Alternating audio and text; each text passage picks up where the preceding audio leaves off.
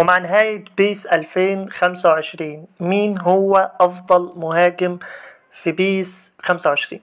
معانا كل مهاجمين اللعبة تقريبا اللي نزلوا. يعني انت لو بصيت معايا كده تحت هتلاقيني بقى ايه تشيفا ودروجبا وبوشكاش وميسي وباجيو، بص كله. ولو في واحد ما لقيتوش في الفيديو يبقى اكتب لي اسمه تحت في الكومنتات نجيبه في بارت 2 بإذن الله.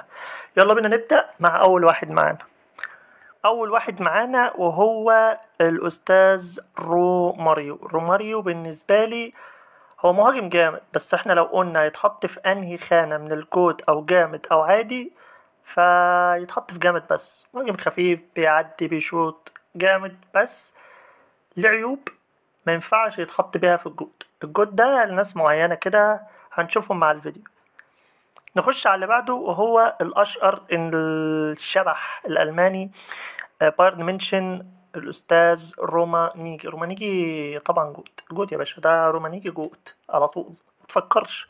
اي نسخه الرومانيجي من اول المومنت لحد الدبل بوستر والفينومينال فينيشنج وكل الكلام الجميل ده رومانيجي يتحط في الجوت بدون اي منازع.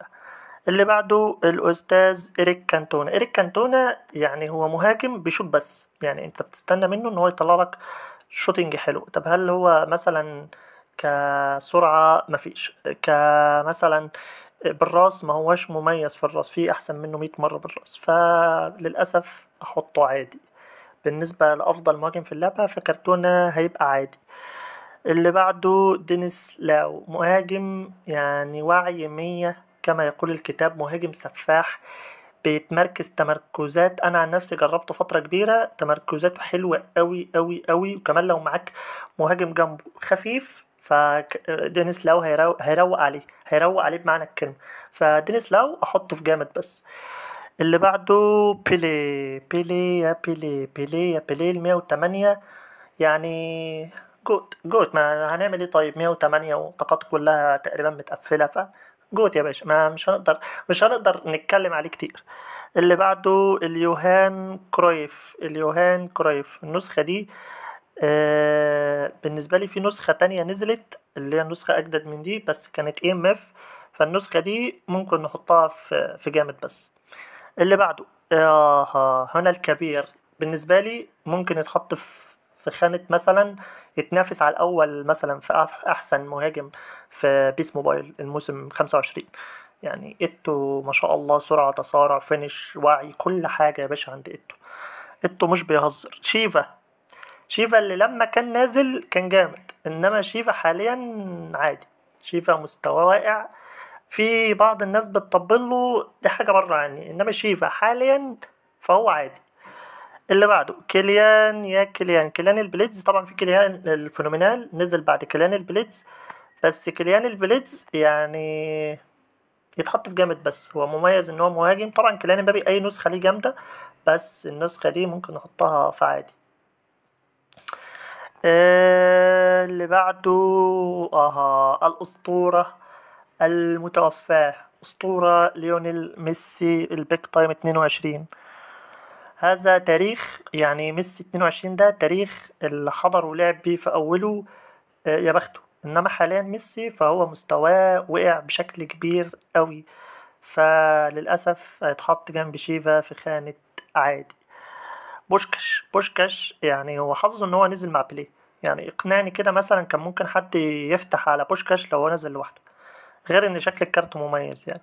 انما بوشكاش فهو بالنسبة للناس زي ايتو روماريو كل الناس دي فلا بوشكاش عادي. لويس سواريز يتحط فين يا لويس سواريز؟ تتحط فين يا لويس سواريز؟ 107 مهاجم جامد قوي جامد قوي جامد قوي. التحام والفيزيكال بتاعه اعلى كمان من النسخة اللي قبل كده، بالانس احسن. ف جامد بس احطه جامد بس حاليا. طبعا جامد بس كبرت معانا، بس يلا مكملين. روبرتو باجيو اللي واخد ضربة شمس، يعني نسخة انا بالنسبة لي كانوا منزلينها عشان تنافس ميسي اللي هي البيك تايم دي وبتاع، بس نجوم اسبوع للاسف ده انا جربته اكتر من مرة عمره ما عرف يقنعني ان هو مهاجم يتلعب بيه اساسا، ما يتلعبش بالكورة روبرتو باجيو النسخة دي. يعني في نسخ تانية احسن، في نسخ نزلت بعد النسخة دي احسن. اللي بعده الحاج بيرباتوف. انا نفسي افهم مين بيلعب بيرباتوف. هو حلو كمهاجم بس ما يتنافسش مع دول، يعني الناس اللي موجودة في القايمة دي. لا هو اطلع بره، اطلع بره، اطلع بره. لا ده لو هتقارنه بتشيفا كانتونا ده حتى باجيو احسن منه. فلا لا. ادريانو لما كان نازل كان واخد بيك كبير قوي ان هو ده هيبقى مهاجم سفاح بقى، والناس فاكرة ان هو ادريانو 2006 والباور شوتات والكلام ده كله. لا ادريانو في الملعب قدم اداء نجوم اسبوع. ادريانو في الملعب قدم اداء حرفيا مش لعيبه بيك تايم ولا لعيبه ايبك ولا لا، نجوم اسبوع يا باشا. فنجوم اسبوع جنب باجيو بالظبط كده تقعد جنبه. اللي بعده توتي يا توتي، نسخة حلوة بس في العادي منه. توتي في العادي منه مهاجم، في العادي بالزيادة منه قوي يعني، فتقعد جنب كرتونة وشيفا والرجالة دي. هو جامد بس بالنسبة للقايمة اللي معانا فلا، هو يقعد في العادي. هنا الشلل الكروي، هنا العهر الفني حرفيا. اطلع بره، اطلع بره بكل معنى الكلمة. يطلع بره، يطلع بره، ما يلعبش كورة بيركم بده، ما يلعبش كورة. ده بص ألعب بيزك وما لعبش بيركم. مفيش كده يا جدعان، مفيش كده يعني. لا لا لا. العجل الأفريقي. يعني أنا نفسي أفهم هو بيعمل إيه. هو بينطح بالراس بس، هو دماغه بس اللي شغال. وكمان كولر نزل، فلا لا هو حتى نسخة نقطة الراس دي، فلا كولر متفوق عليك بزيادة. اطلع بره، اطلع بره انت كمان، انت هتصدعونا. اقعد جنب برباتوف وبركم والشباب الحلوة دي. الحاج الاشول انا المميز فيه ان هو مهاجم اشول. يعني انت لو ملاحظ هتلاقي المهاجمين الشول قليلين شويه، فهو ميزته ان هو مهاجم اشول. فاللي هو نجوم اسبوع عادي، ممكن تروح تجيب لاعب نجوم اسبوع اشول هيبقى جامد برضه معاك. مش هيحسسك بالفرق الكبير قوي بينه وبينه. ديفيد فيا حبيب قلبي، ديفيد فيا انا ليا معزه خاصه عند ديفيد فيا. بس احطك فين يا ديفيد يا فيا، احطك فين يا ديفيد يا فيا، احطك فين يا ديفيد يا فيا. في العادي لا، هو مهاجم عادي جدا. هو مثلا مميز ان هو بليدز وبتاع، بس لا لا هو عادي بزيادة. طبعا خلاص بنشطب، وصلنا اخر ثلاثة. ديمبلي وكولير وسون البليدز. يلا بينا. ديمبلي ليه واحد صاحبه اسمه عمر بيعشق ديمبلي، هو طلع له من المجانية فهو بيحبه مش اكتر. فديمبلي انا لعب ضدي كتير قوي، هو خفيف بيعدي مهاري مع الحاج بريست، ملهاش اي عزة، بعتبرها مهارة ملهاش لازمة. بس هو مميز، نحطه في جامد. نحط ديمبلي في جامد.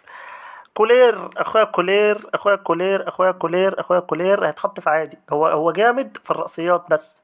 يعني كولير هو انت بالدماغ، انما هو كمهاجم يتحط مع المهاجمين الشاملين اللي احنا بنتكلم. لا لا. كولير يتحط في عادي، وممكن كمان احطه اطلع بره، بس لاجل ان هو طويل وبيجيب بالراس كل حاجه تقريبا، فيتحط معانا في عادي. سن البليدز هو مهاجم خفيف وسريع وبيفنش، وغير ان هو كمان مع البليدز فجامد جامد. ده تقييمي.